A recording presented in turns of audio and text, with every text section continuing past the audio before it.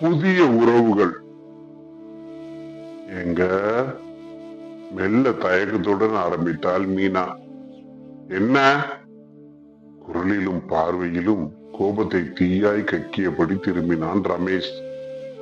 இல்ல, வந்து அவசரமாய் போஸ்ட் ஆபீஸ் வேலைக்கு கிளம்பி கொண்டிருந்த கணவனின் கோபத்தில் சொல்ல வந்ததை கூற முடியாமல் தவித்தாள் மீனா.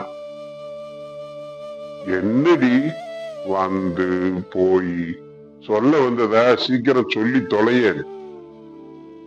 அம்மா கையால் நெத்திலி கருவாடும் மாங்காய் வத்தலும் போட்டு காரமாய் குழம்பு வைத்து சாப்பிட வேண்டும் என்று மனதில் எழுந்த ஆசையை அடக்க முடியாத மீனா, இல்ல அம்மா வீட்டுக்கு போகலாம்னு என்று சொல்ல மீண்டும் ஆரம்பித்தாள்.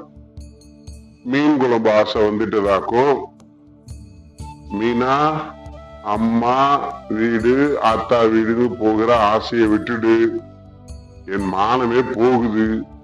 கருவாட்டு கடைக்காரி பொண்ணு தானே நீயும், அதுதான் உனக்கும் புத்தி இப்படி போகுது. ரமேஷின் வெறுப்பில் தன் ஆசைகள் நொறுங்கி போவதை உணர்ந்தாள் மீனா. பொங்கி வந்த அழுகையை கட்டுப்படுத்தி கொண்டு சரிங்க என்றாள். மீனா மறுத்தால் அடிப்பான். இப்போது இருக்கும் உடல்நிலையில் அடி வாங்க கூட உடம்பில் தெம்பில்லையே என்று மனசை தேற்றிக் கொண்டாள். இருந்தாலும் ஒரே ஊரில் இருந்தும் அப்பா அம்மாவை பார்க்க கூடாது என்று தடை விதிக்கும் கணவன் மீது கோபம் வந்தது. மீன் கடைக்காரி பொண்ணு என்று தெரிந்துதானே கட்டிக்கொண்டார். மீன் விற்ற காசில் போட்ட 10 பவுன் நகை குடிக்க சீட்டாட வேண்டி இருக்கு. மீன்கார மாமனார் மாமியார் கசக்குதாக்கும். வெளியிட முடியாத கோபத்தை மனதிற்குள் பேசி தீர்த்து கொண்டாள் மீனா. அவளால் அது மட்டும்தானே முடிகிறது. மீனாவின் தாய் தாயம்மா திருத்துறைப்பூண்டி ரயில்வே ஸ்டேஷன் ஓரத்தில் ஒரு மீன் கடை வைத்திருந்தாள்.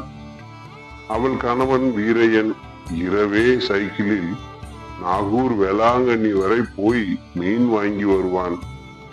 ஒரே மகளுக்கு மீனா என்றுதான் தாயம்மாள் பெயரிட்டு வளர்த்தாள். கான்வென்டில் +2 வரை படிக்க வைத்தாள். உழைப்புக்கு ஏற்ற ஊதியம் கிடைத்தது. வியர்வை சிந்த 60 கிலோமீட்டர் சைக்கிள் மிதித்து நாற்றத்துடன் போராடி சம்பாதித்த பணத்தில் மீனாவிற்கு என சங்கிலி, நெக்லஸ் என்று 10 பவுனுக்கு மேல் போட்டு கவர்மெண்ட் உத்தியோக மாப்பிள்ளை என்று பார்த்துதான் ரமேஷுக்கு கட்டி வைத்தாள். முழுக்கை சட்டை, முழுக்கால் சட்டை என்று ஸ்டைலாக வரும் மாப்பிள்ளையை பார்த்து மனதிற்குள் மகிழ்ந்தாள் தாயம்மாள். மாறாக மனதில் வெறுப்பையே சுமந்தான் ரமேஷ். திருடுனா தாங்க கேவலம், பொய் சொல்றதாங்க தப்பு. உழைச்சி எந்த தொழில் செய்தாதான் என்னங்க. மீனா நல்ல நேரத்தில் நயந்து சொல்லி பார்த்து விட்டாள். ஓடி, ஃப்ரெண்ட்ஸ் எல்லாம் எவ்வளவு கேவலமா பேசுறானுங்க தெரியுமா என்பான் ரமேஷ். உங்க ஃப்ரெண்ட்ஸ் எல்லாம் குடிக்கிறவனுங்க, கிளப்ல காசு வச்சு சீட்டு ஆடுறவனுங்க, பொண்டாட்டி வயிற்றுல அடிச்சு அவன் நகையை அடகு வச்சு வாழறவனுங்க. அவனுங்க சொல்றாங்கன்னு இப்படி பேசலாமா? ஒரு முறை பொறுக்க முடியாமல் கேட்டு விட்டாள் மீனா. பலன் அடி வாங்கியதுதான். எனவே இப்போதெல்லாம் அப்பா அம்மாவை பற்றி அவன் எவ்வளவு கேவலமா பேசினாலும் மீனா வாயே திறப்பதில்லை. ஆனாலும் இந்த முறை ஏமாற்றம் அதிகமாய் இருந்தது. இது 5வது மாதம். சதா வாயில் எச்சில் ஊறிய மசக்கை வேறு. வெறும் சாம்பார் சாதம் சாப்பிட்டு நாக்கே செத்து விட்டது போல் உணர்ந்தாள். அம்மா வைக்கும் நெத்திலி கருவாட்டு குழம்பின் வாசனைக்கு நாக்கு ஏங்கியது. பக்கத்து வீட்டு பார்வதி அக்காவிடம் சொல்லி அனுப்பினால் அம்மா செய்து கொடுத்து அனுப்புவாள். ஆனால் கணவனுக்கு தெரியாமல் அதுபோல செய்திட மனமில்லை. தரையில் பாயை விரித்து படுத்தால் வேலை செய்ய முடியவில்லை. சமைக்க வேண்டும். பாத்திரம் எல்லாம் துளக்காமல் கிடந்தன. ரமேஷுக்கு பக்கத்து போஸ்ட் ஆபீஸில் தான் வேலை. நான் என்று 1 மணிக்கு சாப்பிட வந்து விடுவான். படுக்க மனமில்லாது எழுந்து வயற்குடையை எடுத்துக்கொண்டு நடந்தாள். ஆஸ்பத்திரி தெருவில் கத்திரிக்காய், முருங்கைக்காய் கிடைக்கும். 4 கிலோ கத்திரியும் 1 முருங்கைக்காயும் வாங்கி வந்து சமைத்தாள். ஒரு சொட்டு குழம்பை வாயில் வைத்து பார்த்தாள். ருசி இல்லை, வயிற்றை குமட்டியது. கருவாட்டு குழம்பிற்கு நாக்கு துடித்தது. மணி பகல் 1:30 ஆகிவிட்டது. ஆபீஸில் இருந்த ரமேஷ் வரவில்லை. கணவன் வரட்டும் என்று காத்திருந்தாள். காலையில் வேறு சாப்பிடவில்லை. வாசலில் எட்டி பார்த்தாள். கணவன் வரவில்லை. அடுத்த கொஞ்ச நேரம் கண் மூடிவிட்டாள். 30 நிமிடம் கூட இருக்காது. திடுக்கிட்டு விழித்து வாசலில் எட்டி பார்த்தாள். ரமேஷ் இன்னும் வரவில்லை. ஏன்? குழப்பத்துடன் யோசித்தாள். நான் என்று 1 மணிக்கெல்லாம் ஓடி வந்து விடுவாரே, பசி பொறுக்க மாட்டாரே என்ற உணர்வில் கணவனுக்காக ஏங்கினாள் மீனா. அவசர அவசரமாய் ஒரு டப்பாவில் குழம்பு சாதமும் இன்னொரு டப்பாவில் மோர் சாதமும் பிசைந்து எடுத்துக்கொண்டு நடந்தாள். நல்ல வெயில். காலில் செருப்பு கூட இல்லை. ரோட்டில் தார் எல்லாம் உருகி இருந்தது. நெருப்பில் கால் வைப்பது போன்ற வெப்பம். அண்ணா சிலைக்கு அருகில் தான் போஸ்ட் ஆபீஸ். பக்கத்து டீ கடையில் நிற்கிறானா என்று தேடி பார்த்தால் இல்லை. மனதில் ஒரு இனம் புரியாத பயம் கவ்வியது. அவசரமாய் ஆபீஸ் படி ஏறினாள். உள்ளே சோகமாய் உட்கார்ந்திருந்த ரமேஷ் மீனாவை பார்த்ததும் அவசரமாய் வெளியில் ஓடி வந்தான். ஏன், உன்னை யாரு வர சொன்னது என்றான். அவன் குரலில் கோபத்திற்கு பதில் ஒரு பதற்றம் இருந்தது. கணவனின் முகத்தை ஏறிட்டாள் மீனா. அவன் தலை கலைந்திருந்தது. முகத்தில் ஒரு சோகம். கண்கள் கூட கலங்கி இருப்பது தெரிந்தது. கணவனை இந்த 6 மாதத்தில் அப்படி பார்த்து அறியாத மீனா பதறி போனாள். ஏங்க, என்ன ஆச்சுங்க? ஏன் இப்படி சோகமா இருக்கீங்க? மனைவியின் முகத்தை பார்த்தான் ரமேஷ். அவள் விழிகள் கலங்கி இருப்பது அறிந்து மனதில் முதல் முறையாக மீனா மீது பாசம் எழுந்தது. காலையில் எத்தனை கோபமாய் திட்டினோம். அப்படி இருந்தும் ஒருவேளை சாப்பிட வராததற்கு கூட தாங்காது சாப்பாடு எடுத்து ஓடி வந்திருக்கிறாள். அதுவும் காலுக்கு ஒரு ஜோடி செருப்பு கூட நாம வாங்கி தரலையே. என்னங்க, சொல்லுங்க பதறினாள் மீனா. எப்படி சொல்வது என்று குழம்பினான் ரமேஷ். சொன்னால் என்ன நினைப்பாள்? நம்மை மதிப்பாளா என்ற பயமும் கூடவே எழுந்தது.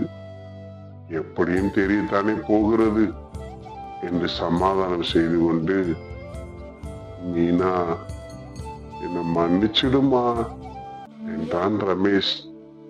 என்னங்க மன்னிப்பு? முதல்ல விஷயத்தை என்னன்னு சொல்லுங்க. மீனா பதறினாள். கொஞ்சம் ஆபீஸ் பணத்தை எடுத்து சீட்டு விளையாடிட்டேன். ஜெயிச்சு வச்சிடலாம் தான் எடுத்துட்டு போனேன். நிறைய தோத்துட்டேன். இப்போ திடீர்னு அதிகாரிங்க கண்டுபிடிச்சிட்டாங்க. மீனா எதிர்பார்த்த ஒன்றுதான். திருமணமாகி 6-7 மாதத்திற்குள் வரிசையாய் மோதிரம், கடிகாரம், சைக்கிள் என்று தினம் தினம் ஒன்று காணாமல் போகும். கடைசியில் மீனாவின் செயின், அப்புறம் நெக்லஸ், வளையல் எல்லாம் போன பின்பு இன்று ஆபீஸ் பணம். சரி விடுங்க, அதுக்கு என்ன செய்யணும் சொல்லுங்க. மீனாவின் குரலில் இருந்த உறுதியும் திடமும் ரமேஷுக்கு ஆறுதல் தந்தது. 3000 தான் மீனா, நானும் பல இடத்துல கேட்டு பார்த்துட்டேன். எல்லாரும் கை விரிச்சிட்டாங்க. மாலை 5 மணிக்குள்ள கட்டிட்டா இந்த தடவை மன்னிச்சுடுறேன்னு சொல்றாங்க. சரி, கவலையை விடுங்க, முதலில் சாப்பிடுங்க என்ற மீனாவின் குரல் கட்டளை போல் ஒலித்தது. இன்னும் 1 மணி நேரத்துல பணத்தோட வர்றேன். ரமேஷின் பதிலுக்கு கூட காத்திராமல் குறுக்கு வழியாய் ஓட்டமும் நடையுமாய் அம்மா கடைக்கு சென்றாள் மீனா. மகளை அந்த நேரத்தில் எதிர்பார்க்காத தாயம்மா பதறி போய், என்ன மீனா, ஏன் இப்படி ஓடி வர்ற என்றாள்.